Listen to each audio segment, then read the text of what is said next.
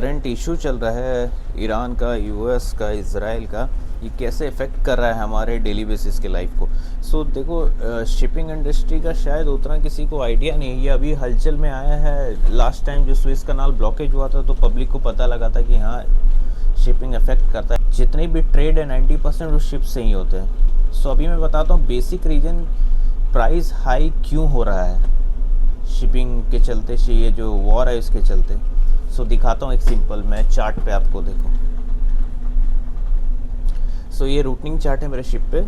सो ये जो एरिया है यहाँ से क्रूड ऑयल सप्लाई होता है अराउंड 20% सब नेशंस को। और क्रूड ऑयल फ्रैक्शनल डिस्टिलेशन के बाद ही डीजल पेट्रोलियम में कन्वर्ट होता है। चलो ठीक है, तो अब क्या कर रहा है ईरान? बेसिकली एक साइड फुल ईरान है, तो ईरान बेसिकली कर क्या रहा है, वो कभी ना कभी एक ड्रोन अटैक कर देता है मर्चेंट शिप्स पे, या फिर हाईजैक करवा लेता है या कुछ करता है। तो इसके चलते क्या होता है कि ये पूरा, तो अगर ये इस एरिया में अगर अटैक्स होते रहेंगे तो यहाँ पे क्या है, ये high risk area insurance company के द्वारा डिक्लेयर हो जाएगा।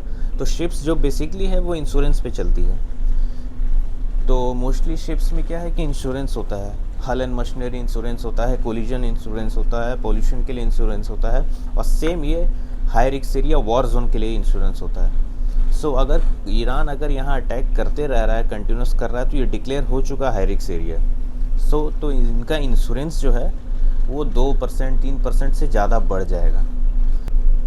आप शिप ओनर हो, आप अपने शिप्स को वहाँ भेज रहे हो, आप क्रू की लाइफ खतरे में डाल रहे हो, आप कार्गो ले रहे हो, कार्गो को डिलीवर करना है, सब रिस्क में आ जाता है। तो यहाँ पे आपको इंश्योरेंस करवाना पड़ता है, वॉर जोन इंश्योरेंस। एक इंश्योरेंस दिखाता हूँ मेरे शिप का, बंकर पॉल्यूशन इंश्योरेंस। इससे आप अंदाज़ा लगाओ कि वॉर रिस्क इंश्योरेंस कितना ज़्यादा होगा। दिखाता हूँ मैं आपको। लिमिटेड टू $, कितना है ये, to each vessel any of the accident और ऑकरेंस। सो ये एक पोल्यूशन इंसिडेंट का कवरेज है, और नीचे टर्म्स एंड कंडीशन दिए हुए हैं। तो आप ये समझो कि वो इंश्योरेंस अगर 2% 2.5% से भी बढ़ता है तो प्राइस कितने बढ़ जाएंगे। इस चक्कर से shipping price, custom price, port dues वगैरह बढ़ के ये प्राइस हाइक होता है। ये है basic reason insurance price up होने से। नेक्स्ट न्यूज़ में देखा था कि वो बता रहे थे कि यूएस शिप पे अटैक हुआ है, यूएस फ्लैग शिप पे, बट वो एक शिप जो है इंडिया आ गया है। सो अब चिंता की बात नहीं है। तो बेसिकली ये न्यूज़ वाले और जो हैं ये नहीं समझ रहे कि कोई भी शिप पे अटैक हो, इंडियंस इफेक्ट हो रहे हैं, बहुत ज़्यादा हो रही है, कंसर्न हो चुका है। मैं बताता हूँ नेक्स्ट पार्ट में क्यों।